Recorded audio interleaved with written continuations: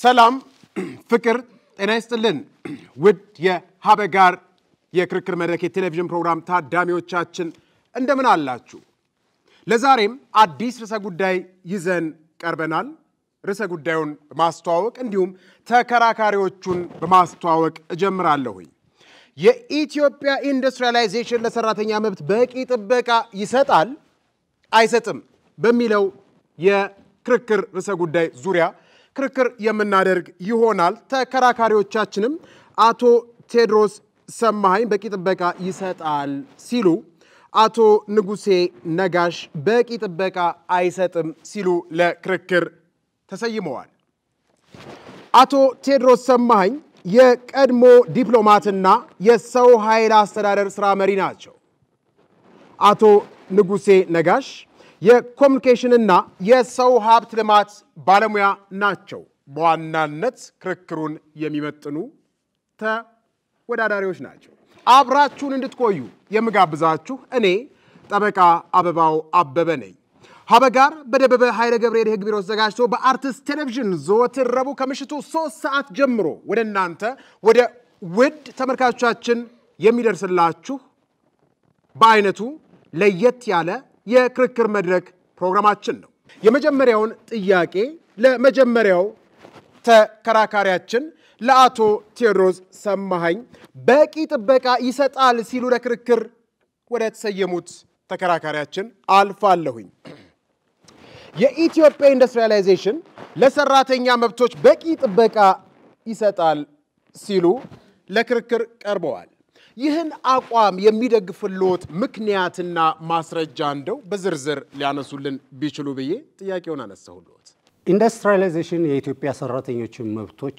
በበቂ ያስጠብቀዋል ብዬ ለማለት የተነሳውበትን ምክንያቶች እንደሚከተለው አቀርባለሁ እንግዲህ መብቶች ተብለው በአዋጅ የተሰጡ የሰራተኛ መብቶች አሉ ከእድሜ ጋር ከስራ አካባቢ ደህንነትና ጤንነት ጋር ከአድሎ ነፃ በቅጥርም በደረጃ እድገትም በመሳሰሉት ላይ ከአድሎ ነፃ ሆነው መቀጠር የስራ ስምሪት የማግኘት ወዘተ በኋላ በዝርዝር የምንመጣባቸው ሆኖ እነዚህ በቂ ከለላ ወይም ጥበቃ አግኝተዋል ብዬ ነው የማምንባቸው ብዙ የህግ ማዕቀፎች አሉ አንደኛ በመጀመሪያ ከውጪው ብንጀምር የዓለም ሰራተኛ ድርጅት ወይም በእንግሊዝኛው ILO ብለን የምንጠራው አባል አገር ነች እና የድርጅቱን 187 ኮንቬንሽኖችና ስምምነቶች ተቀብላ የብሔራዊ ህጎቿ አካል አድርጋ እየሰራችባቸው ናቸው ያሉትና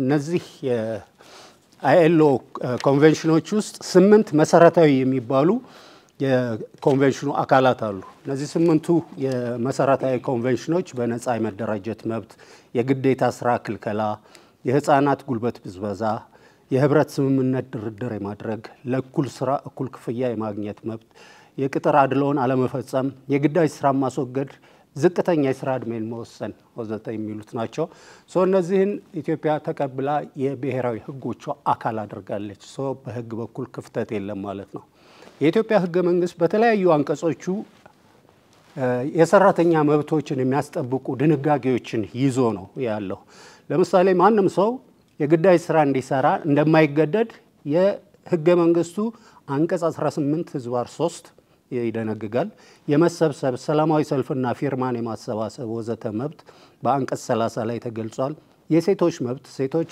በሁሉም መስክ ከወንዶች ጋራ እኩል ናቸው በሚል አንቀጽ 35 በግልጽ አስቀምጦታል ሁሉም ኢትዮጵያዊ በመረጠው የሙያ መስክ በአገሪቱ ውስጥ በመረጠው አካባቢ በስራ የመሰማራት መብት እንዳለው ደግሞ በአንቀጽ 41 ላይ በግልጽ ተቀምጧል ማለት ነው ህገ መንግስታዊ ከለላ አለው የሰራተኞች መብት ማለት ነው ከዛ ሲወርድ ያሰሪና ሰራተኛ አዋጅ የሚባል አለ ያሰሪና ሰራተኛ አዋጅ ቁጥር 1156 ህዝባር 2011 በርካታ ድንጋጌዎች ልክ እንደዚሁ የሰራተኞች መብት በማስከበር ደረጃ ይዞ ነው የሚገኘው ለምሳሌ በቀን ከ8 ሰዓት በሳምንት ደግሞ ከ48 ሰዓት ያልበለጠ የስራ ሰዓት እንዲኖር በዚህ አዋጅ ተደንግጓል ልዩ ልዩ ፈቃዶችን የማግኘት መብት ለምሳሌ ለምሳሌ ቃሎት ይቀጥሉ እሺ ለምሳሌ የወሊድ የህመም የጋብቻ ወዘተ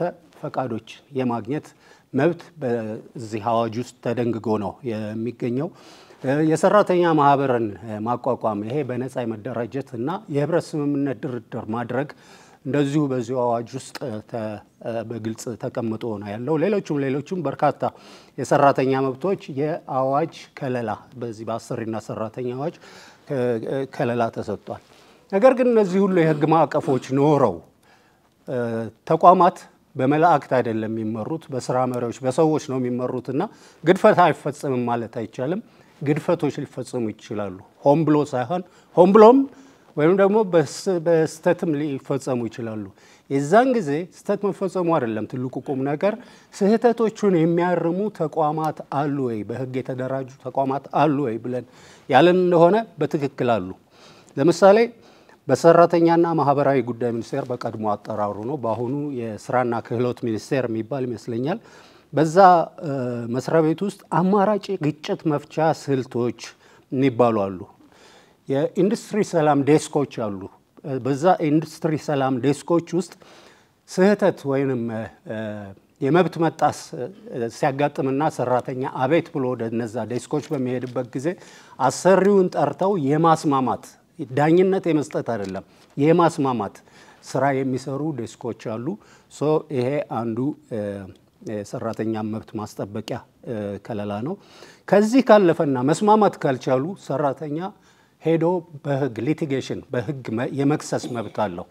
እነዚህ በሁለት ደረጃዎች ነው የሚካሄዱት። በመጀመሪያ ደረጃ ፍርድ ቤት ወይም ፈርስት ኢንስታንስ ኮርት በሚባለውና በከፍተኛ ፍርድ ቤት ደረጃ ነው። የመጀመሪያ ደረጃ ፍርድ ቤት የመጀመሪያውን ክስ የሚያይና ውሳኔ ወይም ብይን የሚሰጥ ነው።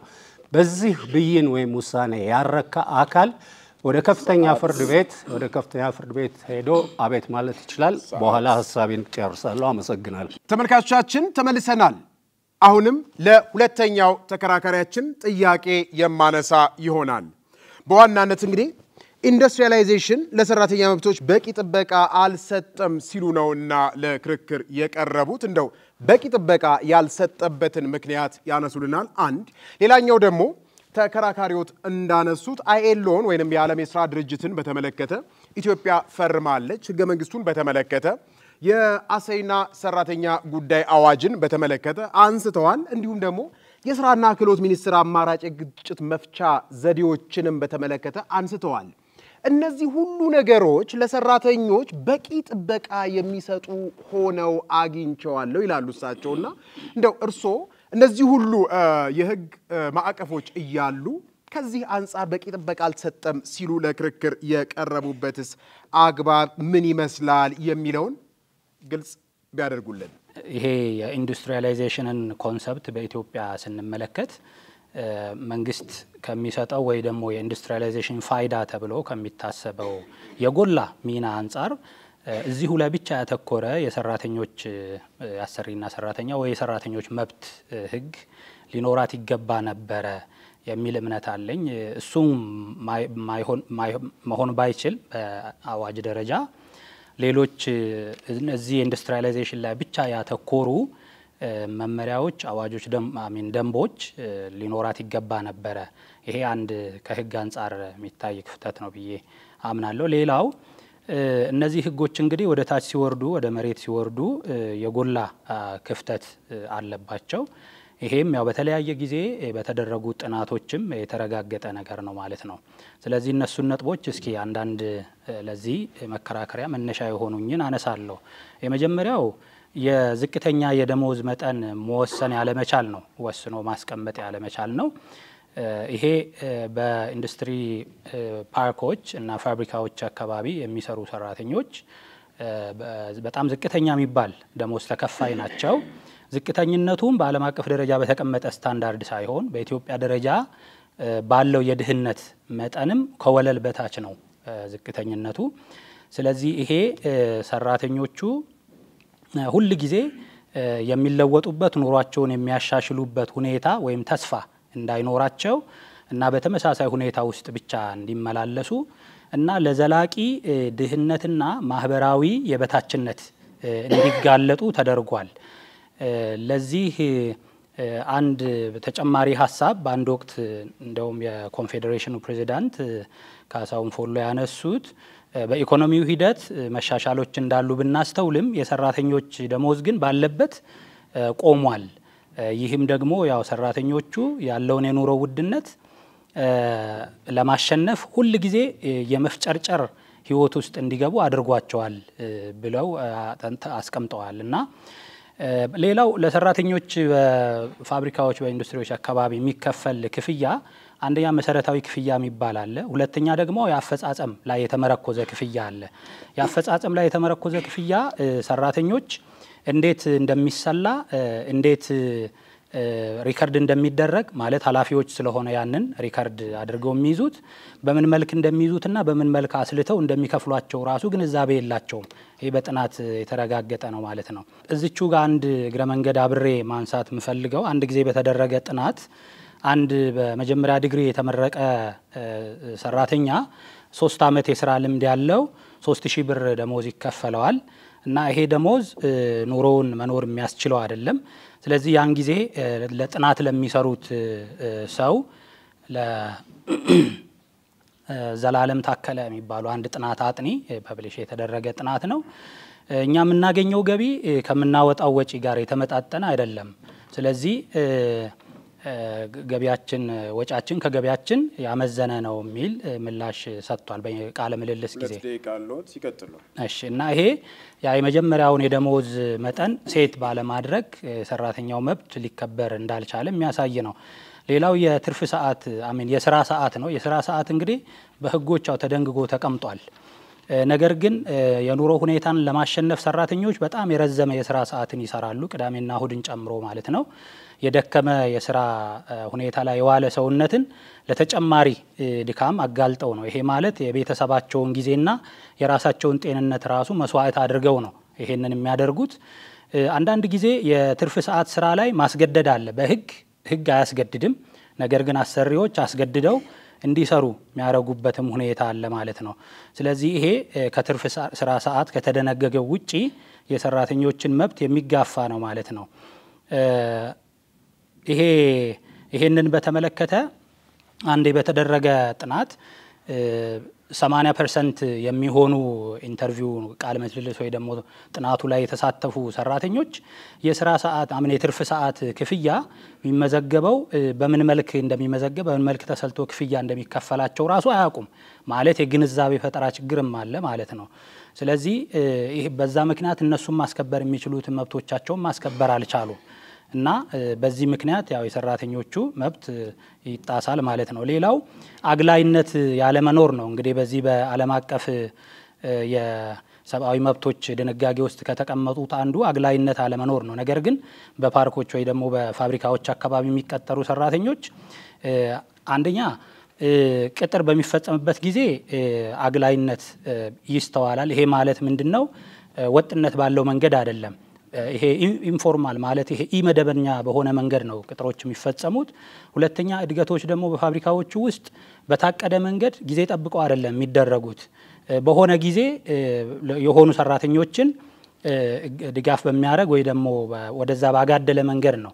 ይሄ እንግዲህ ያው በጥናት የተረጋገጡ ነገሮች ናቸው እነዚህ። እነዚህ አግላይነት እንዲኖርና የሰራተኞች መብት እንዲገፋ የሚያደርጉ ተግባራት ናቸው ማለት ነው። ሁለተኛ ጥያቄን አነሳለሁኝ ለአቶ ቴድሮስ ሰማሃኝ።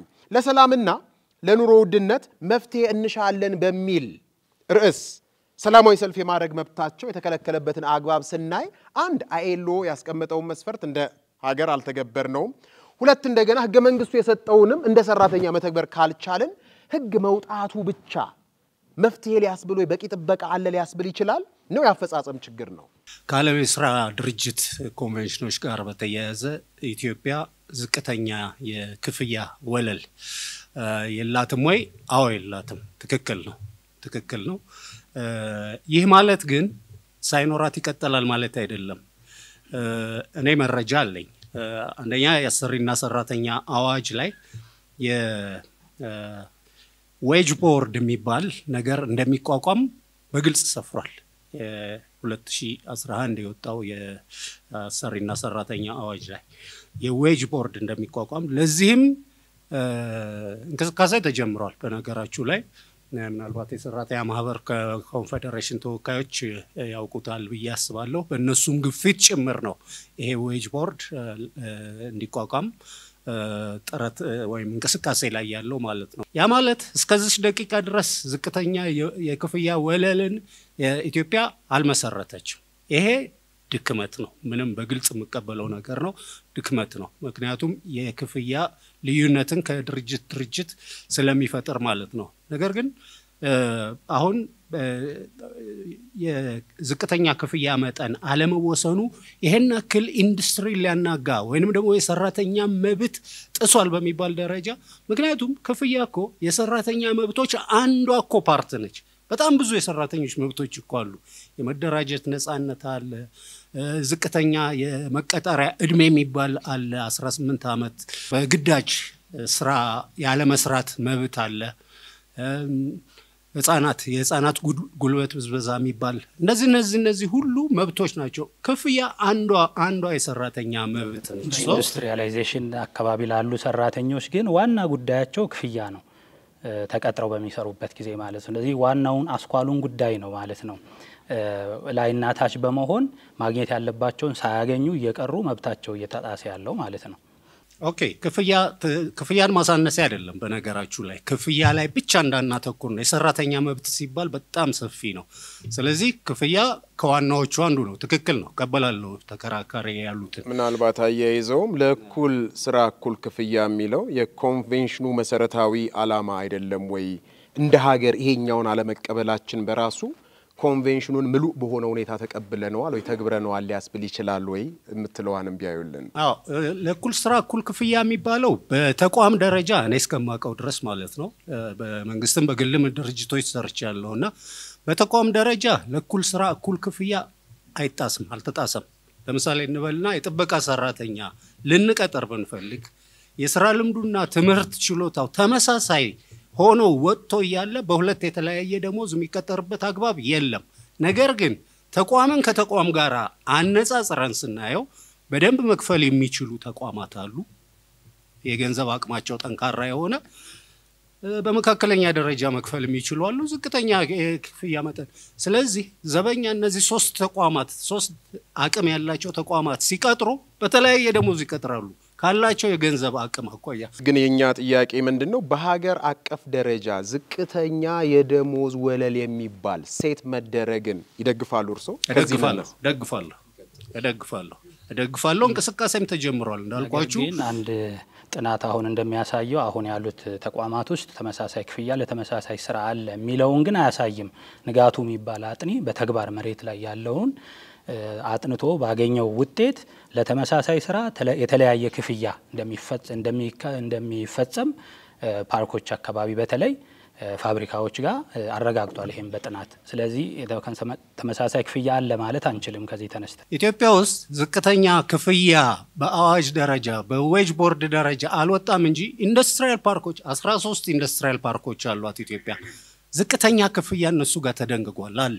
ያ ማለት ለኩል ስራ እኩል ክፍያ የሚለው መርህ ይበልጥ እንደውም ከሌሎች ከኢንዱስትሪ ፓርክ ውጪ ካሉ ኢንዱስትሪ ፋብሪካዎች ይልቅ ኢንዱስትሪ ፓርኮች ውስጥ ዝቅተኛም ይሁን እንጂ አወያያችን እንዳሉት ዝቅተኛም ይሁን እንጂ ዛጋ ተደንግጎ ነው ያለው። ገቢ ግብርን በተመለከተና ሰላማዊ ሰልፍ የማድረግ መብታቸውን ለመጠየቅ ሰላማዊ ሰልፍ የመውጣት ህገ መንግስቱና አፈጻጸሙን እንዲያዩልን። ይሄ ነገር ተፈጽሞ ከሆነ ትክክል አይደለም። ከህግም ከሞራልም አኳያ ማለት ነው። መብትን መጠየቅ ነገር ይሄ ተፈጥሯዊም ህጋዊም መብት ነውና መረጃው የለኝም ሶሪ ስለመከልከሉ መረጃው የለኝም። ተደርጎ ከሆነ ግን ስህተት ነው። ስህተት ቅድም ለመጥቀስ ሞክሬያለሁ። ስህተት አይፈጸምም ማለት አይደለም። በተቋማት ደረጃም ኢቭን በመንግስት ደረጃም ስህተት ሊፈጸም ይችላል። ስህተት እንዲታረም የሚሆንበት መደላድል ወይም ደግሞ የህግ ስርዓት አለ ወይስ የለም ነው። ያ የህግ ስርዓት ስህተቱን ያርማል ወይስ አያርምም ነው። ቅድም ያልኳቸው የህግ ተቋማት አሉ ለዚህ ፐርፐዝ ተብሎ የተቋቋሙ። የመብት መጓደል ሲኖር ጣልቃ ገብተው የሚያርሙበት እድል አለ ማለት ነው። አሁን ደግሞ ለሁለተኛው ተከራካሪ ሁለተኛ ጥያቄ አነሳለሁኝ። የመንግስትን እቅድና የሰራተኛውን ፍላጎት በምን መልኩ እናጣጥመው? አንዳንዴ ምን ይሰማል? ሚኒመም ዌጅ ሴት አለማድረግ በራሱ ትርፋማ የሆነ የኢንቨስተሮችን ፍላጎት ማሟላት ነው ብለው የሚያስቡ አሉ። ቅድም ያነሱት አጥኚም ይሄንን ይገልጹታልና የመንግስት አቋም ከሆነ አንድ፣ ሌላኛው ደግሞ የሰራተኞች ፍላጎት ደግሞ በዛ አንፃር አለ። እንዴት ይታረቅ ይሄስ? በዚህ ሁሉ ስርዓት በሞላበት ሀገር ላይ ነው ሚኒመም ዌጅን መጠየቅ በራሱ ቅንጦት ወይ ቅብጠት ነው ብሎ የሚያስቡስ ካሉ ምን ያስባሉ? እርሶ ምን ይመልሳሉ? እሺ አመሰግናለሁ።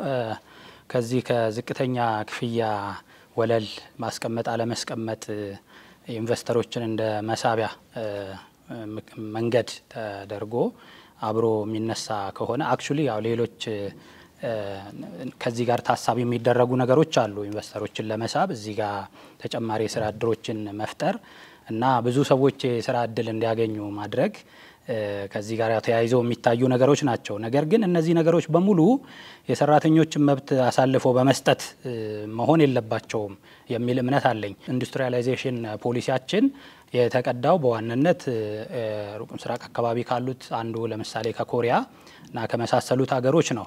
እነዚህ ሀገሮች ወደ ኢንዱስትሪያላይዜሽን ሲስተም ሲገቡ ከሰራተኞች መብት ጋር በተያያዘ አሁን ኮሪያ ለምሳሌ ብንወስድ የሰራተኞችን ሚኒመም ማለት ዝቅተኛ የክፍያ መጠን ደንግጋለች። ሁለተኛ ደግሞ ሰራተኞች ወደ ኢንዱስትሪ ፓርክ የሚገቡት ምን አይነት ሰራተኞች ናቸው መሆን ያለባቸው የሚለውን ቀድማ ክሊርሊ አስቀምጣ በግልጽ አስቀምጣ እሱን ደግሞ ሰርታበታለች እንደ መስፈርት ማለት ነው። ለምሳሌ አቅማቸውን የመገንባት እንደገና ደግሞ አመለካከታቸውም ከዛ ጋር የተስማማ እንዲሆን በማድረግ ማለት ነው። ስለዚህ እንደነዚህ አይነት ነገሮችንም በማድረግ ሰራተኞቹ በአንድ በኩል የራሳቸውን መብት እንዲጠይቁም እንዲያስከብሩም አቅም መገንባት ይቻላል። ሁለተኛ ደግሞ እነዚህኑ ወደ ሀገር ውስጥ የሚመጡ ባለሀብቶችን ደግሞ በቅርበት በመከታተልና በመነጋገር በማወያየት በተከታታይነት ማለት ነው እነዚህ አነስተኛ የሆኑ መብቶች እንኳን እየተከበሩ እንዲሄዱ ማድረግ ይቻል ነበር። ለአብነት አሁን ሌላው እንደ መብት ቅድም ባልኩት ዓለም አቀፍ ሰራተኞች መብት ድንጋጌ ላይ ከተቀመጠው ምቹ የሆነ የሥራ ሁኔታ መፍጠር ነው። ይሄንን በተመለከተ ከባድ የሆነ የሥራ ሁኔታ በኢንዱስትሪ ፓርኮች ፋብሪካዎች አካባቢ እንዳለ አሁንም ጥናቶች ያሳያሉ በተጨባጭ ማለት ነው። ለምሳሌ የሥራ ሰዓት ማለት ይሄ የትርፍ ሰዓት ስራዎችን መስራት በራሱ አድካሚ የሆነ ሁኔታ ውስጥ ውሎ ሰራተኞች በተጨማሪ ረጅም ሰዓት እንደገና ደግሞ ቅዳሜና እሁድ ይሄ ምቹ ያልሆነ የሥራ ሁኔታን የሚፈጥር ነው አንዱ ማለት ነው። ይሄ ለህመም የሚዳርጋቸው ነው። አይሲቲ ፓርክ ውስጥ የሚሰራ አንድ ሰራተኛ በተደረገ ጥናት አንዴ ይሄ ብዙዎች የማይቋቋሙት የጀርባ ህመምን ጭምር የሚያመጣ አይነት የሥራ ሁኔታ እንደሆነ ገልጿል። እና ይሄንን አሁን ማስቀረት ማስወገድ ይቻላል እንደነዚህ አይነት ነገሮችን ማለት ነው። የሥራ አካባቢ ላይ ለምሳሌ አሁን ከመጸዳጃ ቤት ጀምሮ የሴትና የወንድ መጸዳጃ ቤት ለይተው የማያዘጋጁ ወደታችን ነውረድ ካልን ማለት ነው። የመጠጥ ውሃ የሌላቸው ምግብ መመገቢያ ቦታ እንኳን የማያመቻቹላቸው እነዚህ የሥራ ሁኔታውን ምቹ ካለ ማድረግ ባሻገር የስነ ልቦና ተጽዕኖ እና በቀጣይነት የማህበራዊ በታችነት ስሜት እንዳድርባቸው ነው ሰራተኞችን የሚያደርገው ማለት ነው። ስለዚህ አሁን እንደነዚህ አይነት መብቶቻቸው ይሄንን ኮምፕሮማይዝ በማድረግ ማለት ይሄንን በማቻቻል መሆን የለበትም። ባለ ሀብቶች የሚሳቡትና ስራ ማለት ይሄ ኢንቨስት እያደረጉ ኢኮኖሚን የሚያሳድጉ የውጭ ምንዛሪ ያዩት የምፈልገው ምንድነው ብዙ ጊዜ እንደውም ይሄ ሬጉላቶሪ ቦዲስ የሚባሉ አሉ አይደል የቁጥጥር አካላት እነዚህ ነገሮች ሁሉ መተው እንዳይቆጣጠሩ የሚከለክሉ የውጭ ድርጅቶች እንዳሉ በብዙ መልኩ ብዙ ጊዜ ጥናት አቅራቢዎች የሚናገሩትም ነው። ያም ከምን አንፃር ነው ተብሎ ነው የሚታሰበው? እንደው በኢንዱስትሪያላይዜሽን ምቹ ሁኔታና ኢኮኖሚን ማጎልበትና የሥራ ዕድል ፈጠራ ስላለ ያንን አለማየታቸው በራሱ ወይንም ያንን እንዳያዩ አለመፍቀዳቸው በራሱ የዚህ አንዱ አካሄድ ነው ብለው የሚያስቡ አሉ። ቅድም እንዳነሳሁት ኢንዱስትሪያላይዜሽን በተመለከተ 2 ደቂቃ አሉት። የእርሶስ ሐሳብ ምን ይሆናል? ተመሳሳይ ስለሆነ ነው ሐሳቡ። አዎ አሁን እዚህ ላይ የሬጉላቶሪ ማለት የመንግስት አካላት ለአብነት የሰራተኛና ማህበራዊ ጉዳይ አሁን ደግሞ የሥራና ክህሎት ሚኒስቴር በጥናት እንደተረጋገጠው ለዘብተኝነት የማሳየት በእንደዚህ አይነት ጉዳይ የአሰሪና ሰራተኛ ማህበራት ኮንፌዴሬሽን በራሱ እዛ አካባቢ ላይ የጠነከረ አይነት እንትን ቁጥጥር ወይ ተግባቦት እንዳይኖረው ሁኔታዎችን ማከላከያ አይነት ሁኔታዎችን የማስቀመጥ ተግባራዊ የሆኑ ሁኔታዎች በጥናት ተረጋግጠዋል። እነዚህ ተጨባጭ ብናረጋው በየትኞቹ ጥናቶች መቼ በተደረጉ ጥናቶች ለምሳሌ 2023 ላይ ቺካጎ ዩኒቨርሲቲ ፕሬስ ላይ የታተመ አንድ ጽሁፍ ማለት አንድ ጥናት ይሄንኑ ነገር ነው የሚያረጋግጠው። እንኳንስ አይደለም እነዚህ አካላት የሰራተኞች መብት ተከራካሪ ድርጅቶች በራሳቸው እነዚህ ፋብሪካዎች ውስጥ ምን እንደሚካሄድ ዝምታን እንዲመርጡ የተገደዱበት ማለት ነው። እዛ ውስጥ ያለውን ሁኔታ መረዳት መገንዘብና አስፈላጊ የሆነ እርምጃ እዛ ላይ እንዲወሰድ ከማድረግ ራሳቸውን የቆጠቡ እንደሆኑ ይሄንኑ ያሳያል። አንድ የህግ ባለሙያ ይሄንን በተመለከተ ይሄን ሁኔታ ከገለጸ በኋላ ማለት ነው ካሊድ የሚባል የህግ ባለሙያ የሰራተኞች መብቶች ተሟጋች ድርጅት ጠበቃ ነው። እነዚህ ድርጅቶች ቅድም ያልኩትን ማለት ነው እዚህ መተው ኢኮኖሚ ላይ እንዲሰሩ ኤክስፖርትም እንዲያስገኙ ሲደረግ የሰራተኞች መብት አሳልፈን ሰተን መሆን የለበትም ብሎ ተናግሯል። ይሄንን ሐሳብ እኔም ጋራዋለሁ ማለት ነው። ስለዚህ እነዚህ መሰረታዊ የሆኑ ነገሮች እንኳን መሟላት ለምሳሌ ሴቶችና ወንዶች በስራ ሁኔታ ብንመለከት ብዙ ጊዜ ወንዶች ቋሚ የሆነና ክህሎት የሚጠይቅ ስራ ላይ ነው የሚቀጠሩት። ሴቶች ጋር ስንመጣ ግን ምንም ክህሎት የማይጠይቁ እና ደግሞ ጊዜያዊ የሆኑ ስራዎች ላይ እንዲቀጠሩ ይደረጋሉ። በዛው ልክ ደግሞ የከፍያቸውም ሁኔታ ማለት ነው። እንደው አሁን ቀርቶ እንደሆነ አላቅም እንጂ በቴሌቪዥን ጭምር በባለስልጣናት ጭምር በትልልቅ ኦፊሻልስ ጭምር ርካሽ የሰው ጉልበት ያለባት ሀገር ስለሆነች ምቹ በሆነ ሁኔታ ኢንቨስተሮች መተው ሊያለሙባት ይችላሉ ሲሉ በሚያምር ድምጻቸው ማስታወቂያ የሚሰሩ ሰዎችም ሲናገሩ ይታያል። ይህ ጉዳይ በራሱ እንደው ተገቢና ትክክለኛ አካሄድ ነው ብለው ነው የሚያምኑት ነው አንዱ ሊታረም የሚገባው ተግባር ነው ብለውስ ነው የሚያምኑት ብዬ አስባለሁ። ተገቢ የሆነ አካሄድ ነው ወይ? ይሄ ቅድም ያነሱትስ እንደው ሚኒመም ዌጅ ሴት ሲደረግ እንደ ጊዜው እንደ ነባራዊ የኢኮኖሚ ሁኔታው ሞዲፋይድ ሊደረግ አይገባም ወይ? አሁን ተደርጓል እንኳን ብንል ነው አለ ለማለት ብቻ መኖሩ በቂ ነው ብለው ነው የሚያስቡት? 2 ደቂቃ አለዎት። ወደዚህ ቀጥታ ወደ ጥያቄው ከመግባቴ በፊት ቅድም ተከራካሪ ወደ መጨረሻ የጠቀሱት ነገር ላይ አስተያየታለኝ ጣልቃ ላለመግባት ብዬ ነው። ሴቶችና ወንዶች ሲቀጠሩ ሴቶች ዝቅ ባለ ስራ መደቦች ሙያ ክህሎት በማይጠይቁ ወንዶች ግን ደግሞ ከፍ ባለ ቦታ ላይ ነው ብለው ያሉት እኔ መሰረታዊ ስህተት ነው ባይ ነኝ። መሰረታዊ ስህተት ነው። ለስራ መደቡ የሚያስፈልገውን ዝቅተኛ ተፈላጊ ችሎታ እስካሟላ ድረስ ማንም ሰው ማለት ነው ሪጋርድ በሴትም ሆነች ወንድም ሆነ ማለት ነው በጾታ ላይ የተመሰረተ አድሎ በህግም የለም በተግባርም በአብዛኛው የለም። ይልቅስ እንደውም በተገላቢጦሹ ነው ሴቶች የሚበረታቱበት መደላድል ነው ያለው። አፈርማቲቭ አክሽን ስራ ላይ መዋሉ በራሱ ለሴቶች በቂ ትኩረት እንደውም ወደ መገፋፋት እነሱን ወደ መድረክ የማምጣት ወደ ከፍተኛ ወደ ሴቶች የወሊድ ፈቃዳቸው በመብዛቱ ደግሞ ኔግሌክት የሚያደርጉ አሉ ደግሞ ብለው የሚያነሱም ስላሉ አፈርማቲቭ አክሽን አንዱ ጥሩ ነው። ግን በዛ ደረጃ ያንን ሁሉ ወር 4 ወር ያህል በማረፏ ኤክስክሉድ የሚያደርጉ አሉ ብለው ደግሞ የሚያነሱ አሉ። ግን በቀጥታ ወደ ጥያቄ ይሄዱ እንደው ረካሽ የሰው ጉልበት የሚለው ጽንሰ ሐሳብና ኢንዱስትሪያላይዜሽንን በተመለከተ የሰራተኞችን መብት ያጣበበ ነው ልክ አይነት ፕሮሞሽን ነው ስራን ከመፍጠር አንፃር ነው የሚሉት? በመሰረቱ ከሞራል አኳያ ከህግ አይደለም ከሞራል አኳያ የሰራተኛ ዋጋ ዝቅተኛ መሆንን መሰረት አድርጎ የገበያ ስራ መስራት ትክክል አይደለም ከሞራል አኳያ ማለት ነው። ነገር ግን ጨዋታው እዚህ ላይ አይደለም። ጨዋታው በኢኮኖሚክስ የአቅርቦትና ፍላጎት ህግ የሚለው ነገር ነው። ገበያ ላይ አቅርቦቱ ከፍላጎቱ በላይ ከሆነ ዋጋ ይረክሳል። ገበያ ላይ ፍላጎቱ ከአቅርቦቱ በላይ ከሆነ ዋጋ ከፍ ይላል። ይሄ በሰው ኃይል ገበያም ላይ ጭምር ተግባራዊ የሚሆን ነው። ቅድም ባነሳውት ኤግዛምፕል ለምሳሌ 800 ብር ሴት አርጎ አሁንም ድረስ በ800 ብር እነዛን ሰዎች መቅጠር በራሱ በ2000 ብር የዲግሪ ተመራቂ ነው የ3000 ብር የዲግሪ ተመራቂን መቅጠር በራሱ ኢንዱስትሪያላይዜሽኑ በቂ በሆነ አግባብ ስራ ፈጥሯል ልንል የምንችለው ነው ግዴታ አማራጭ ስለሌለው ነው እየሰራ ነው ልንል የምንችለው ከዚህ አንፃር ነው ምላሽ ቢሰጡ አንድ ደቂቃ ልስጡት ምንድነው አሁን እንዳልኩት ነው ይሄ መሰረታዊ ኢኮኖሚክስ ህግ ነው መሰረታዊ ያቅርቦትና ፍላጎት ኢኮኖሚክስ ህግ ነው በግላችን እኮ ሊሰማን ይችላል ሁላችንም ከሂዩማኒቲ ከሰብአዊነት አኳያ 800 ብር ስንከፍል ነገር ግን መሬት ላይ ያለው ሀቅ ይሄ ነው መሬት ላይ ያለው ሀቅ በ800 ብር የሰው ዕውቀትና ጉልበት መግዛት ትችላለህ ስቲል ተሰልፎ በ800 ብር ሊቀጠር የሚፈልግ በጣም ብዙ ሰው አለ በቂ ጥበቃ ነው ልንል እንችላለን ታዲያ ይሄ ክፍያም ብቻ ነጥለን ካየነው ክፍያም ብቻ ነጥለን ካየነው ፍቱሱ ስለሆነ መቼም ሰራተኛ የሚሰራው ለክፍያ ነው ለሌላ ለምንም አይሰራም ሹር ከሰባዊ መብቶች አንዱ ክፍያ ነው ክፍያ ሚኒመም ዌጅ የለም ብለን ያለውም ዝቅተኛ ክፍያ የሚያኖር አይደለም ብለን ካሰብን ትክክል ነው ከሞራል አኳያ ማለት ነው ነገር ግን ከኢኮኖሚክስ አኳያ ያየነው እንደሆነ ምንም ማድረግ አይቻልም ገበያ ነው የሚመራው የዚህችን ሀገር ያሰሪና ሰራተኛ ቀጠር ጉዳይ አሁን ለሁለተኛው ተከራካሪያችን የሶስተኛ ጥያቄ የማነሳ ይሆናል ኢንዱስትሪያላይዜሽን ለሰራተኛ መብቶች በቂ ጥበቃ ያልሰጠበት ምክንያት ምን ይሆን የህግ ማዕቀፍ ችግር ነው የህግ አፈጻጸም ችግር ነው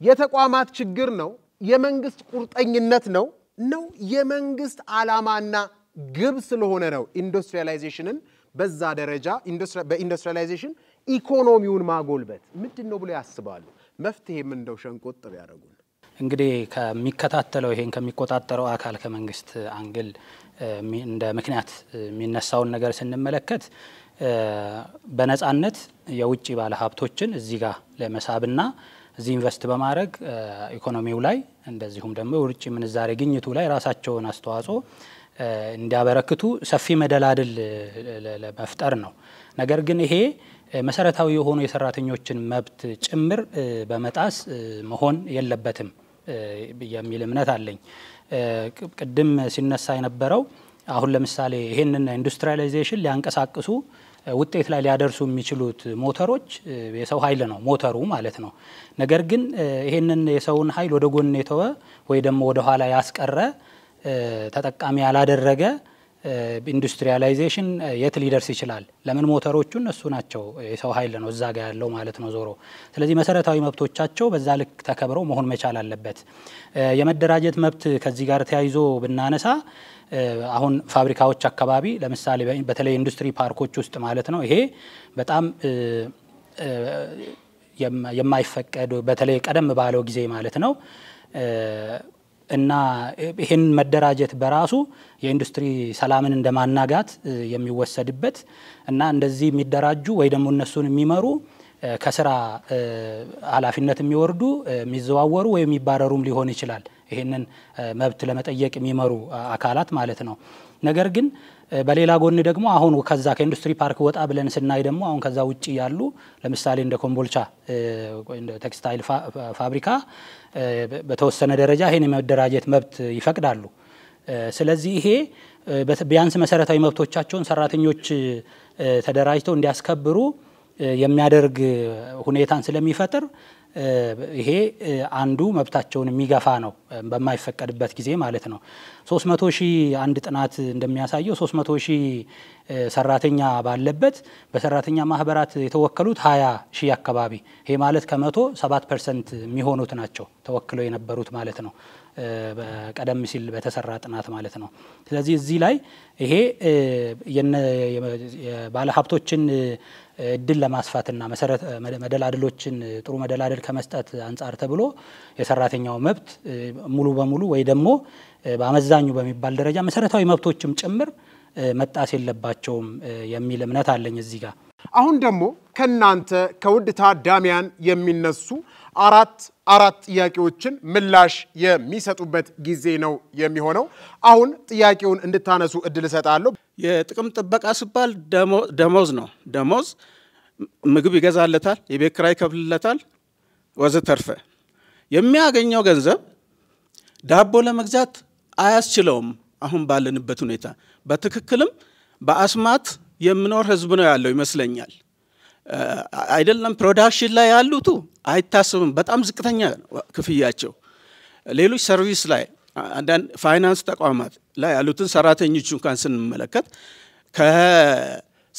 ከሌሎች የማምረቻ ሰራተኞች የትና የጥፍ ክፍያ የተከፈላቸው ኑሮም መቋቋም አልቻሉም ስለዚህ ለሳቸው የማቀርበው ከዚህ አንፃር ምን መብት ተጠበቀ ይሄንን ግልጽ ያድርጉልኝ አው የህግ ሌጋል ዶክመንቶቹ ወይም የህግ ማቀፎች አሉ በዛ ደረጃ ጥሩ ነው ልንል እንችላለን ግን አሁንም የሚጎላል ለምሳሌ ዝቅተኛ የደሞዝ ወለል ባልተሻሻለበት ሁኔታ ተሟልቷል ማለት ይቻላል የሰራተኛው ዋናው ጥያቄ ደሞዝ ስለሆነ የሚል ነው የደሞዝ ስኬላቸው ይለያያል አንድ ዩኒቨርሲቲ ተመርቆ ወጥቶ የደሞዝ ስኬል የሚለየው ለምንድን ነው እሱ አንድ ጥያቄ ነው ሁለተኛው የህፃናቶች መብቶች ለምሳሌ ካለ 18 ዓመት ሳይሞላቸው ስራ ጉልበት ብዝበዛ እየተደረጉ ያለበት ደረጃም አለ እሱ በምን ይታያል ሶስተኛ ሰራተኛውም ወደ ስርቆት እየገባ ነው ይሄስ በምን ይታያል ለማለት ነው አመሰግናለሁ እነዚህ ህጎች ዋና የሚባሉት የአይሎ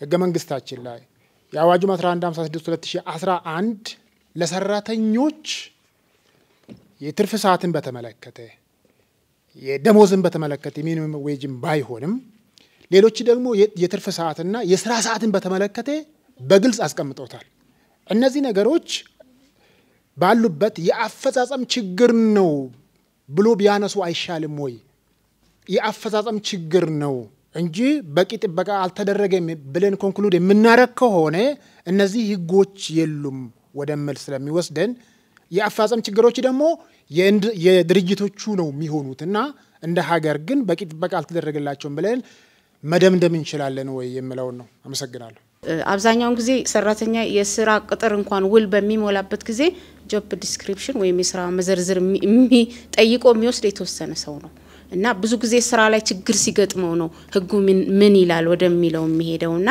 መጀመሪያ ግንዛቤ መፍጠሩ መብትና ግዴታውን ማወቅስ አይቀድምም ወይ ይሄንንስ የማሳወቅ ግዴታ የማን ነው የሚለው እንዲመልሱልኝ ነው አመሰግናለሁ እሺ አመሰግናለሁ እንግዲህ እንደሚታወቀው በኢንዱስትሪያላይዜሽን ውስጥ የሚሆን በሌሎች የሥራ ተቋማት ውስጥ የሰራተኞችን መብት ለማስከበር ሲባል የተቋቋሙ ሁለት ተቋማት አሉ እነኚህ ተቋማት በትክክል ስራቸውን ሰርተዋል ወይ በርሷ አረዳድ ሰርተዋል ወይ የሰራተኞችን መብት ለማስከበር ችለዋል ወይ እየተንቀሳቀሱ ነው ወይ ካልሆነ ደግሞ የነሱ ድክመት ምናልባት በሰራተኛ መብት አለመከበር ላይ የራሱ የሆነ አንድምታ ይኖረው ይሆን ወይም ደግሞ እርሶ ምን ያስባሉ ከዚህ አንፃር የሚለውን በደንብ እንዲያብራሩ ይልን ለመጠየቅ ነው አመሰግናለሁ አሁን አራት ጥያቄ ተነስቷል በዋናነት ምላሽ የተቸራቸውም አሉ የሳቸው ጥያቄዎች ግን 6 ደቂቃ ስላላቸው በዛ 6 ደቂቃ ውስጥ እንደው ፈጠን ብለን ጊዜን ለመቆጠብ ያህል ምላሽ እንድንሰጥ አቶ ቴዎድሮስ ሰማሃኝ ወደ እርሶ ለነፍስቲ ወደ ተነሱ ጥያቄዎች ምላሽ እኔ ወደዚህ ርዕስ ስገባ ያሰሪና ሰራተኛ አዋጅን በደንብ ለማየት ሞክሬያለሁና ያሰሪና ሰራተኛ አዋጅ የተለያዩ ድንጋጌዎች የተለያዩ የሰራተኛ መብቶችን ያካትታሉ አሁን ከዚህ ውይይት እየተረዳሁት ያለሁት ወደ ክፍያ መብቶች ብቻ የማድላት አይነት ነገር ይሆናል የክፍያ መብት 10 ምናምን የሰራተኛ መብቶች አንዱ ነው ዋናው ሊሆን ይችላል ግን አንዱ ነው ነገር ግን ለምሳሌ ከሰራተኛ ጤንነትና ደህንነት ጋር በተያያዘ ሰራተኞች የሥራ ከባቢያቸው በጤንነትና በደህንነት የተሟላ እንዲሆን በአንቀጽ 12.5 እና አንቀጽ 92 ላይ የሥራው ሲቋረጥ የሥራ ምስክር ወረቀት የማግኘት መብት አንቀጽ 12.8 በሥራ ላይ ያሉ ያስተዳደር ደንቦችን የማወቅ መብት አንቀጽ 14 ከሰራተኛ ማህበር አባልነት ጋር ከሚደርስ ተጽዕኖ ነፃ የመሆን መብት ይሄ አንቀጽ 14 ከጾታዊ ትንኮሳ ወይም ጥቃት የመጠበቅ መብት ይሄ አንቀጽ 14 ነው ተገዶ ስራን ከመስራት የመጠበቅ መብት እያለ ይዘረዝራል በጣም በርካታ ናቸው የክፍያ መብት ከነዚህ ሁሉ መብቶች አንዱ ነው ከዋናዎቹ በርግጥ ነው ልክ ነው አንዱ ነው የሰራተኛ መብቶች ጠበው እየተነሱ ነው ከሚለው ተንደርድሬ ስነሳ ወደ ተነሱት ጥያቄዎች መጣለሁ። የመጀመሪያውና ሁለተኛው ጥያቄ ያነሱት ጥያቄ ከሞላ ጎደል ተመሳሳይ ነው። ከክፍያ ጋር አሁንም ከክፍያ ጋር የተያያዘ ጥያቄ ነው የጠየቁን እና የህጉ በአግባቡ በተግባር አልተተረጎመም ከሚል ጋር የተያያዘ ነው። አዎ ህግን እኮ በተናጥል የሚጥሱ እኮ ሰዎች ወይንም ደግሞ ተቋማት የሉም እኮ ማለት አይደለም። ይኖራሉ። ነገር ግን እነዚህ ተቆጣጣሪ ባለስልጣናት ቅድም የጠቀስኳቸው ለምሳሌ በስራና ክህሎት ሚኒስቴር ውስጥ ያለ የኢንዱስትሪ ሰላም ዴስክ አንድ፣ በዛው በስራና ክህሎት ሚኒስቴር ስር ያለ የክርክር ችሎት አለ። በቃ ችሎት እንደ መደበኛ ፍርድ ቤቶች ያለ ማለት ነው። እነዚህ ሁሉ ሌላ ኢንስፔክተሮች አሉ፣ የስራና ክህሎት ኢንስፔክተሮች አሉ። በየስራ ተቋሙ እየገቡ የስራ አካባቢው ምን እንደሚመስል የሰራተኛ አስተዳደር በአግባቡ በህጉ መሰረት ነው ወይ አይደለም የሚል የኢንስፔክሽን ስራ የክትትል ስራ የሚሰሩ በስራና ክህሎት ሚኒስቴር ውስጥ አሉ። የአሰሪና ሰራተኛ ኮንፌዴሬሽኖች፣ በሰራተኛ ማህበር በኮንፌዴሬሽን ከዛም በላይ በኢትዮጵያ ደረጃ እንዲሁም ደግሞ በስራ አካባቢዎችም አሉ። የሰራተኛ ማህበር ማለት ለሰራተኞች መብቶችና ጥቅሞች መጠበቅ ጥብቅና የሚቆም ተቋም ነው። ተግባራዊ ነው ግን ፋንክሽናል ናቸው ብለን ማሰብ እንችላለን። በአንጻራዊነት ጠንካራ የሰራተኛ ማህበር ያላቸው ተቋማት አሉ። በዛ ላይ ልፍስፍስ የሆኑና ከማኔጅመንት ጋር የሚወግኑ ያላቸው ይኖራሉ። ኦፍ ኮርስ ኢንዱስትሪያላይዜሽን በተመለከተ እኮ ማህበራት የሏቸውም ቀደም ባለ ጊዜ በተለይ አሁን እርግጥ የስራና ክህሎት ሚኒስቴር እንዲደራጁ ሁኔታዎችን እያመቻቹ እንደሆነ መረጃ አለኝ። ግን ቀደም ሲል ይሄ አልነበረም ነው የመደራጀት መብትም። እንደገና እነዚህ አካላት ለብዘብተኝነት በማሳየታቸው የሰራተኞቹ መብት በመሬት ላይ ተጥሷል ነው ቅድም ያሳየናቸው። የክፍያ ብቻ ሳይሆን የትርፍ ሰዓት፣ ሌሎች ምቹ ሁኔታ ባለመፍጠርም ይሄ በጥናት የተረጋገጡ ናቸው። ምናልባት እንደው ጊዜዎትን ለመቆጠብ ያህል ቢይዙት ሰነዱ አለ ነው። ሰነዱ ላይ ክርክር የለም። ባይ ዘ ዌይ ሌሎቹም ሲያነሱት እንዳየሁት አተገባበሩ ላይና ሰነዱን የማወቅ ወይንም የማሳወቅ ኃላፊነትን አሁን የትኛውም ሰራተኛ ችግር ሲገጥመው ስራ መባረር ሲኖር ደሞዝ መቀነስ ሲኖር ምናምን ነው መብት እንዳለው የሚያውቀው እንጂ ቀድሞ እንዲያውቀውስ የስራ መዘርዝር የመጠየቅ መብትስ የሚሉትን ነገሮችም እንደው ኮምፓይል አድርገን ብናይ ይሄን የማሳወቅ ኃላፊነት እያንዳንዱ መስሪያ ቤት ያለው የሰው ኃይል አስተዳደር ኃላፊ ነው። በመስሪያ ቤት ውስጥ የመጀመሪያው የቅጥር ተግባር ሲፈጸም የመጀመሪያው ስራ ኦሪየንቴሽን ወይም ኢንዳክሽን የሚባል የማስተዋወቅ መስሪያ ቤቱን የማስተዋወቅ የመስሪያ ቤቱን ህጎች የማስተዋወቅ ስራ ነው። በዛ የመጀመሪያ የቅጥር ሂደት ላይ ሰራተኞች መብትና ግዴታቸውን እንዲያውቁ የማድረግ ስራ መሰራት አለበት። ያ ይሰራል ወይ? ኦፍ ኮርስ ጥናት ይጠይቃል። የትኞቹ መስሪያ ቤቶች ይሰሩታል፣ የትኞቹ አይሰሩትም። ሰራተኛ መብቱን ካወቀ ነገ ለዛ መብቱን ይጠይቃል ተብሎ ስለሚታሰብ እንዳያውቅ ሆን ተብሎ የሚደረግባቸው ሁኔታዎች ሊኖሩ ይችላሉ። አሁንም እናወራው ኤክሰፕሽናል ስለሆኑ ኬዞች ሳይሆን በአጠቃላይ በአመዛኙ ስላሉ ጉዳዮች ነው። ተቋማት የሰራተኞችን መብቶች በመደፍጠጥ ወይንም ደግሞ መንግስትም የዚሁ ተባባሪ በመሆን የውጭ ቀጥታ ኢንቨስትመንትን መሳብ ስራ ይሰራል የሚል ነገር እምነት የለኝም። ይሄ እኮ አርከበ ቁባይ ኢትዮጵያ ኢንዱስትሪያላይዜሽን በኢትዮጵያ ብሎ በጻፉት መጽሐፍ ላይ ክሊርሊ ያስቀምጠውታል። ይሄንን አፕሮች መንግስት እንደሚጠቀም ማለት ነው። እና የጠቅላይ ሚኒስትር አማካሪ ነበሩ በቅርብ ጊዜ ድረስ እሳቸው ደግሞ እኔ ልክስ የውጭ ቀጥታ ኢንቨስትመንትን ለመሳብ መንግስት የሚያደርጋቸው ሌሎች የተለያዩ የመሳቢያ ምንጮች አሉ። እዚያው መዘርዘር ከርዕሱ መውጣት እንዳይሆንብን እንጂ ነገር ግን ሰራተኛ መብቶችን መጨፍለቅ ወይም እንዳያውቁ ማድረግ ለውጭ ቀጥታ ኢንቨስትመንት መሳቢያ መሳሪያነት እየተገለገለበት ነው ብዬ ለማመን ትንሽ ይቸገራለሁ። ጨርሻው ጥያቄያችን ምንድነው ያለው? ተመሳሳይ ዲግሪ ይዘው በተለያየ ቦታ የተለያየ ክፍያ የሚከፈላቸው ሰዎች አሉ። በተመሳሳይ ሙያ በተመሳሳይ ክፍያ። እሺ ለምንድን ነው የሚል ይሄ ቀላል ነው። በጣም ቀላል ነው ማለት ከመክፈል አቅም ጋር ይያያዛል። ከድርጅቶች የመክፈል አቅም ጋር ይያያዛል። በቀላል ምሳሌ ለማስረዳት ማለት ነው። ቦሌ ላይ የምትቀጠር የቤት ሰራተኛና ሌላ ቦታ ላይ ትንሽ በኑሮ ዝቅ ባለ ቦታ ላይ የምትቀጠር የቤት ሰራተኛ እኩል ነው እንደሚከፈላቸው። እኩል እርከን ቢኖራቸው ግን መነሻው እኩል ሊሆን ይችላል። ቢሆን ጥሩ ነበር። ያ ባልሆነበት ሁኔታ ግን አሁን የተለያየ ክፍያ አካውንታንት ጁኒየር አካውንታንት ሆኖ ወጥቶ ሲያበቃ የሚድሮክ ኩባንያዎች ገብቶ የሚቀጠርበት ደሞዝና ሌሎች ፋብሪካዎች የመንግስት ሰራተኛም ሆኖ ማለት ነው ፎር ዛት ማተር የሚቀጠርበት ክፍያ ይለያያል። ያ እንደ ከፋዩ መስሪያ ቤት የኢኮኖሚና የፋይናንስ አቋም በአንድ መስሪያ ቤት ተመሳሳይ ስራ በአንድ መስሪያ ቤት የተለያየ ደሞዝ ነው። ይሄ ስህተት ነው። በአንድ መስሪያ ቤት ውስጥ ሁለት የተለያየ ክፍያ ካለ ይሄ ስህተት ነው። በቀጥታ ወደ እርሶ ልለፍ እስቲ አቶ ንጉሴ ነጋሽ። ዝቅተኛ የደሞዝ መጠን ያላስቀመጡ ሀገራት ባሉበት ይሄ ህግ የለም ያስብላሉ። በመጀመሪያ ደረጃ እነዚህ የተጠቃቀሱት ህገ መንግስትም ወይ ተያያዥ ህጎች ላይ የተቀመጡት ነገሮች ነው ኢንዱስትሪያላይዜሽን በተለየ ትኩረት በአዋጅ ደረጃ ራሱ ህግ ሊወጣለት ይገባ ነበር የሚል እምነት አለ። አትሊስት ያም ካልሆነ ግን ሌሎች መመሪያና ደንቦች በተለየ መንገድ ለዚህ ሊዘጋጁ ይገባ ነበር የሚል እምነት አለኝ።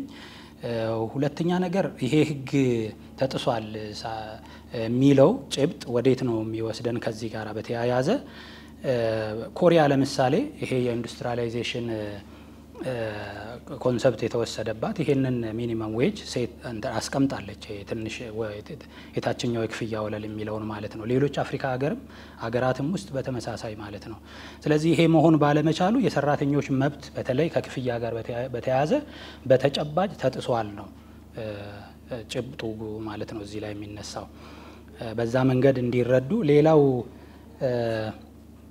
መብቱን የሚያውቅ ሰራተኛ ምን ያክል ነው? ትክክል ነው። ይሄ ነው ችግሩ እኮ ይሄ ነው። በአንድ በኩል ይሄ መብቱን እንዲያውቅ ማድረግ አለባቸው ባለሀብቶች፣ የቀጣሪ አካላት። እነሱ ደግሞ ለራሳቸው ጥቅም ሲሉ ይሄንን ማድረግ የማይፈልጉ ሲኖሩ ይሄን ተቆጣጣሪ አካል ደግሞ ይሄንን ነገር የመከታተል ግዴታ ወይ ኃላፊነት አለበት። ነገር ግን ቅድም ባነሳሁት ጥናት ንጋቱ የሚባሉ አጥኒ ባገኙት ግኝት እነዚህ አካላት በፊት የሰራተኛና ማህበራዊ ጉዳይ አሁን የስራና ክህሎት ሚኒስቴር ጸጥታን ወይ ለዘብተኝነት ያሳያሉ እዚህ ላይ። ከዚህም አልፎ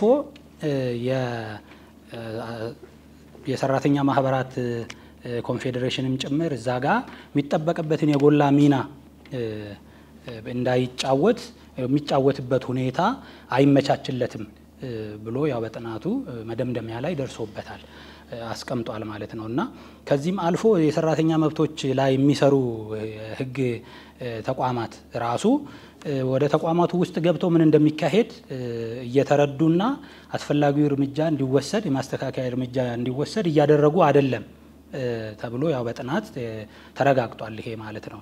ስለዚህ መብታቸውን እንዲያውቁ የሚያደርጉበት ሁኔታ የለም። በዛ ምክንያት መብታቸው ይጣሳል የሰራተኞች ማለት ነው። ለምሳሌ አሁን ለስራ ግብአት ለሚያስፈልጉ ግብአቶችን ማሟላት ግዴታ አለባቸው ተቋማት። ነገር ግን ይሄንን አያሟሉም። ካሟሉም ደግሞ ወጥነት ባለው መንገድ አያቀርቡም። ስለዚህ በዚህ ምክንያት ሰራተኞች ጉዳት ይደርስባቸው ይችላል። ጉዳት ሲደርስባቸው ደግሞ አስፈላጊ የሆነ የማካካሻ ሁኔታ የላቸውም። አንዳንዶች እንደውም ጥናት እንደሚያሳየው በወር አንድ ሰው ለዘላቂ የአካል ጉዳት የመጋለጥ እድል አለው በዚህ ሁኔታ ውስጥ ማለት ነው። ዘላቂ የአካል ጉዳት ማለት ለምሳሌ አይኑን ቢያጣ አንድ ሰው እጁ ቢቆረጥ የመሳሰሉት ማለት ነው። ስለዚህ ይሄ በተገቢው መንገድ ግንዛቤ መፈጠር ባለመቻሉ ነው። ሌላው በዚሁ ለመጥቀስ የምፈልገው ለምሳሌ ከቅጥርና ከማሰናበት ጋር በተያያዘ ህጋዊ የሆነ አካሄድ እንደሌለ እንደዚሁ የተረጋገጠ ነገር ነው። ይሄን በጥናት ማለት ለምሳሌ ሰራተኞችን በቃል ብቻ የመቅጠር እና 15 ቀን ከቆየ በኋላ ይሄ የቃል ቅጥር ወደ ጽሁፍ ቅጥር መቀየር መቻል አለበት። ካልተቀየረ በተዘዋዋሪ የቃል ቅጥሩ የጽሁፍ ቅጥር ተደርጎ ይወሰዳል። ነገር ግን የቃል ቅጥር ነው ያለህ ወይ ያለሽ በማለት መጨረሻ ላይ ተገቢ ባልሆነ መንገድ የማሰናበት ሁኔታ አለ። አስፈላጊውን ጥቅማ ጥቅምም ሳያደርጉ ማለት ነው። ስለዚህ ይሄ የሰራተኞችን መብት የሚጋፋ ነው ማለት ነው።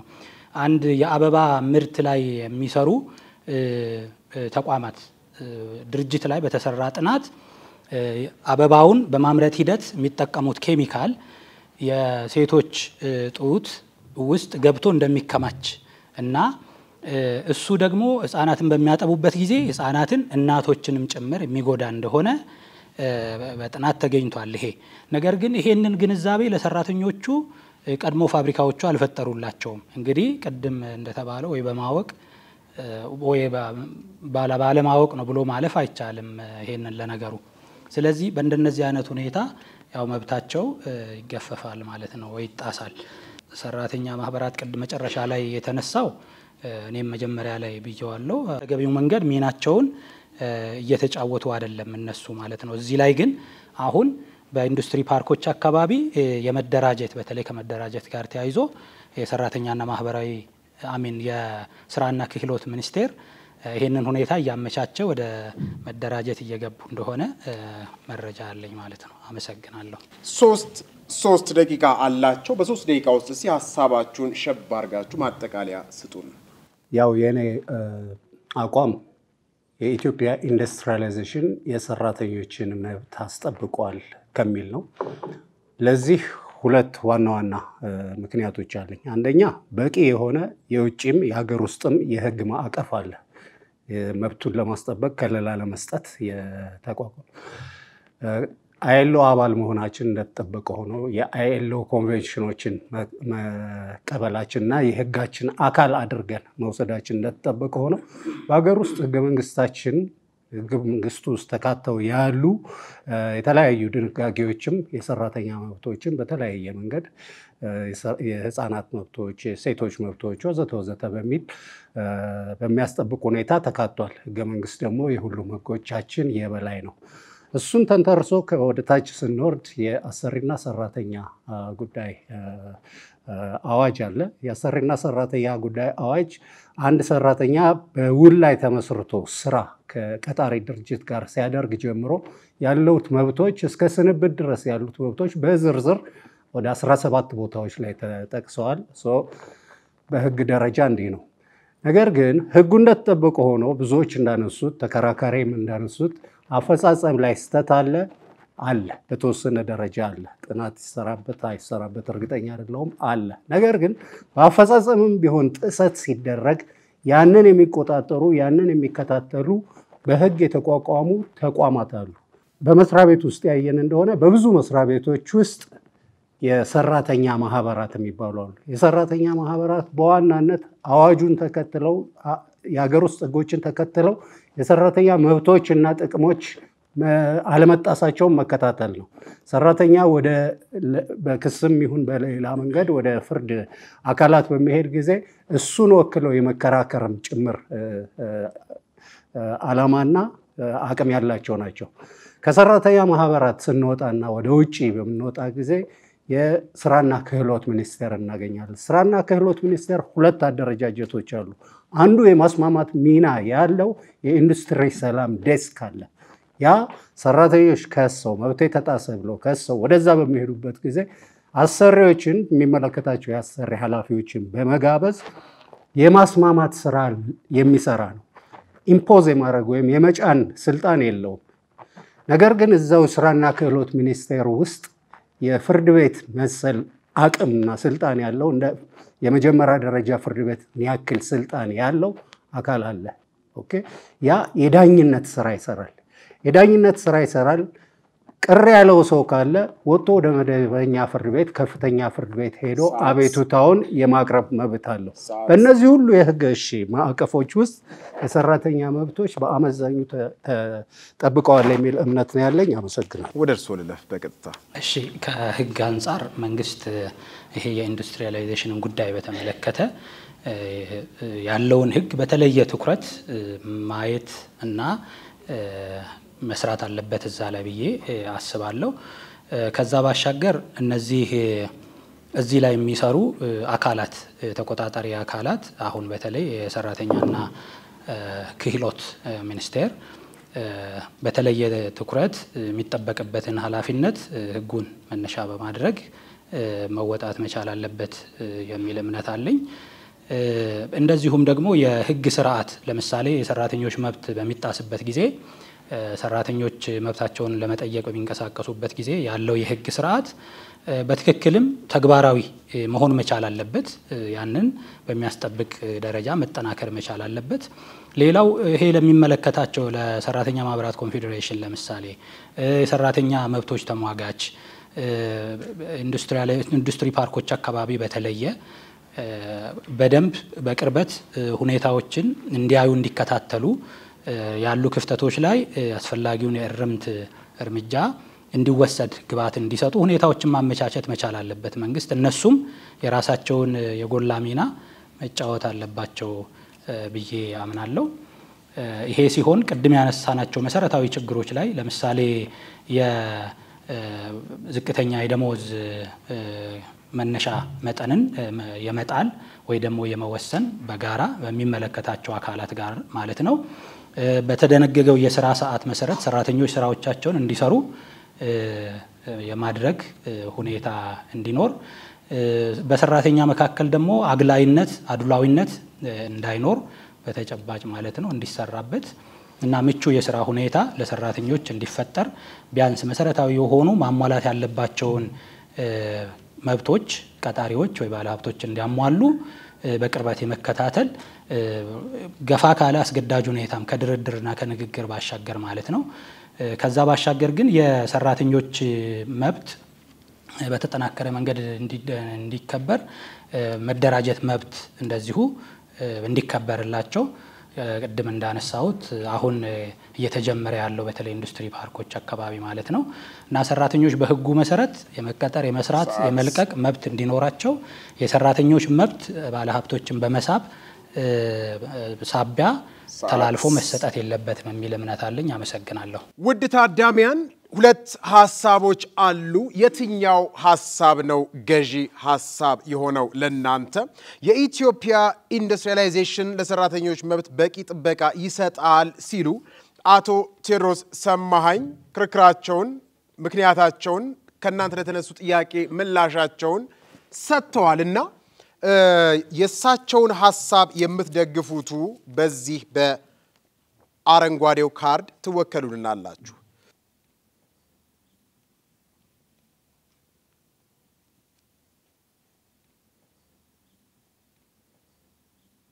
የኢትዮጵያ ኢንዱስትሪያላይዜሽን ለሰራተኛ መብቶች ወይንም ለሰራተኛ መብት በቂ ጥበቃ አልሰጠም ሲሉ ክርክራቸውን ላነሱት ለአቶ ንጉሴ ነጋሽ በሰማያዊ ካርድ ከፍ አርጋችሁ ትወክሉናላችሁ።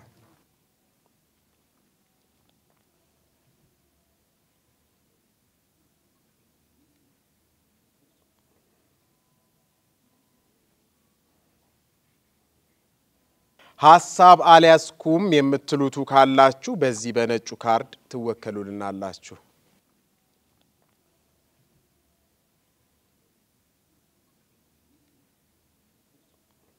ውጤት ደርሶናል። የኢትዮጵያ ኢንዱስትሪያላይዜሽን ለሰራተኞች መብት በቂ ጥበቃ ሰጥቷል አልሰጠም የሚለውን የክርክር ሐሳብ በተመለከተ ተከራካሪዎቻችን ክርክር አድርገው በቂ ጥበቃ ይሰጣል የሚለውን ቅድመ ክርክር ላይ 7 ሰዎች መርጠው ነበር። ከክርክር በፊት በቂ ጥበቃ አይሰጥም ሲሉ ከክርክር በፊት 29 ሰዎች ምርጫቸውን ወይንም ቃላቸውን ሰጥተው ነበር።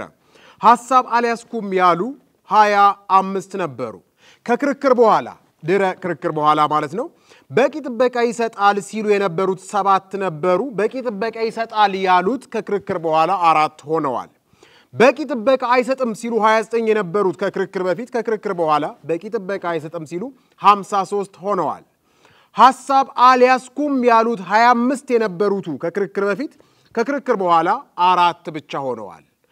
በሐሳብ በእውቀት በግንዛቤ ሐሳብ ሊቀየር እንደሚችል የሚታመነውም በዚሁ ነው። ስለዚህ ሀበጋር ዋነኛ ዓላማውም በሐሳብ ማሸነፍ ነው። ለለውጥ እንትጋ ስንል የምንሰራው ፕሮግራም በዚሁ ተጠናቋል። ሐሳባቸው ሊለያይ ይችላል ተከራካሪዎቻችን፣ እነሱ ግን አንድ መሆናቸውን በመጨባበጥ ያሳዩልናል።